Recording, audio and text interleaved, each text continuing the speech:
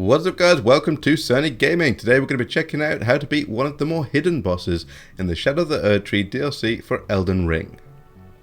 This boss is called Metyr, Mother of Fingers, and it's more of a challenge than you would think with a legendary classification, tons of health, a devastating moveset and lots of damage. Fortunately, there's an easy way to beat her.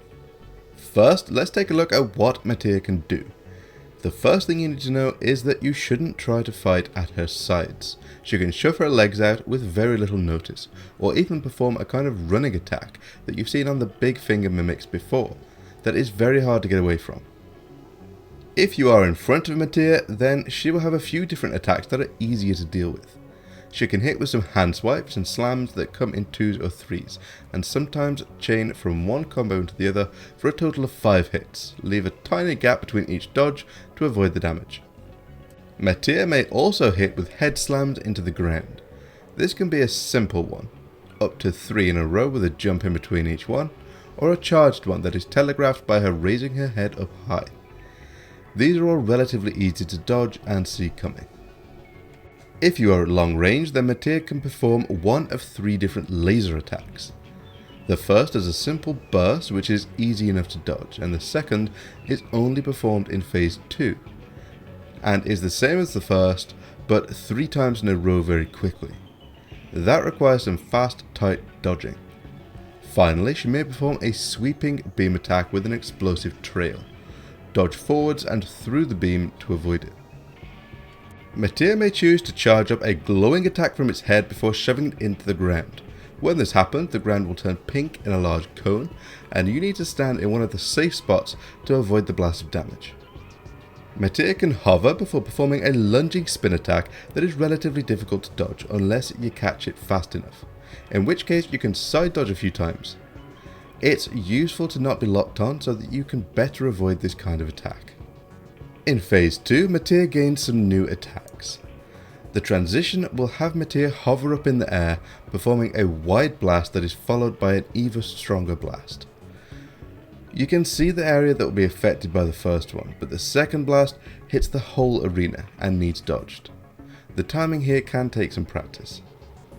Metyr also gains some new spin attacks in phase 2, which has her hover for longer to charge it up and spin for longer and further. Fortunately, if you start running as soon as you see this coming, you'll have plenty of time to get far enough away that the attack falls short, giving you tons of time to punish.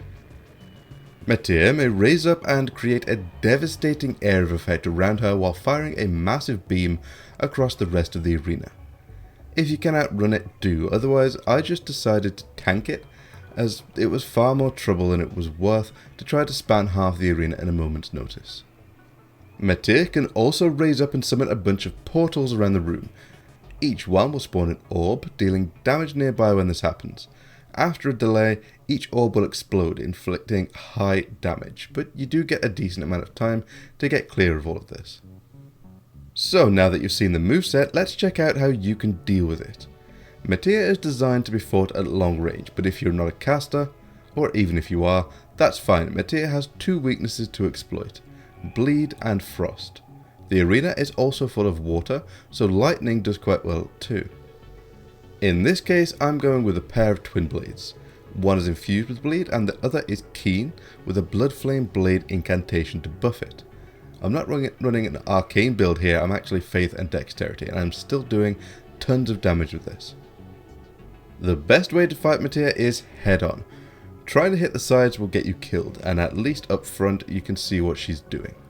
I strongly recommend slotting the Bloodhound Step Ash of War, as this will trivialize a lot of her attacks, allowing you to dodge and attack straight away. Another benefit of fighting Metyr head on is the ad spawns. She can throw out some finger mimics from the front side, which can get annoying at times. If you are in front of her, you'll be able to wipe them out before they get to do anything. Watch out for the arm swings and slams and the head slams as well. Each time she completes one of these attacks, retaliate with a hit or 2, but don't get greedy, as taking damage here is pretty devastating. Remember to get well clear anytime Metyr raises up into the air. All of these attacks should be run away from so that you have time to react to whatever it is that she's going to throw out. I went with bleed, but if you decide to go with frostbite, then make sure you also have access to something fire based. Even simple fire pots will do. As soon as frostbite procs, throw a fire pot to reset it, meaning you can activate frostbite again way quicker. And that should be all that you need to know to put Metyr in the ground for good, but if you need more, keep watching. I've included a clip of the full fight so that you can see how it's done. Thanks for watching, guys. If this video helped, then don't forget to hit those like and subscribe buttons and leave your thoughts in the comments section below. Take care, and as always, have fun.